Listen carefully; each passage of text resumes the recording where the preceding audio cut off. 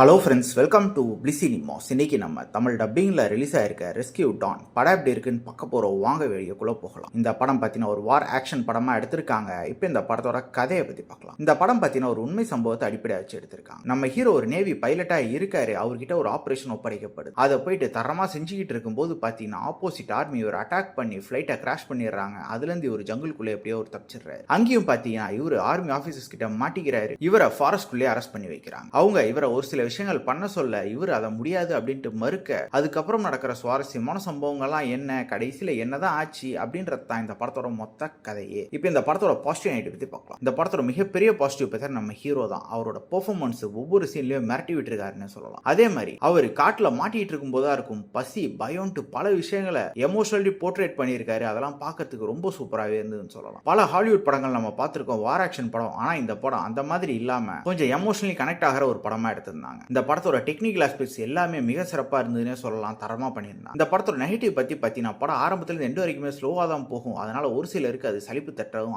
வாய்ப்பு இருக்க தான் செய்யுது. இருந்தாலுமே பார்த்தீங்கன்னா படத்துல வர அதிர காட்சிகள்லாம் ஓரளவு நீட்டா பிரசன்ட் பண்ணியிருக்காங்க. கேரக்டர் ரைட்டிங் இன்னும் கொஞ்சம் டெப்தா எழுதினா நல்லா இருக்குன்ற மாதிரி தோணுச்சு. மொத்தத்தில் என்கிட்ட கேட்டீங்கன்னா கண்டிப்பா இந்த படம் ஒரு நல்ல படம் தான். ட்ரை பண்ணி பாருங்க. இந்த படத்துக்கு நம்மளோட ரேட்டிங் கேட்டீங்கன்னா 10க்கு 7 மார்க் கொடுக்கலாம். படத்தில் அடல்ட் நல்லா இல்லை, ஸோ ஃபேமிலியோட ட்ரை பண்ணலாம். இன்னொரு வீடியோவில் சந்திக்கலாம். தேங்க்யூ.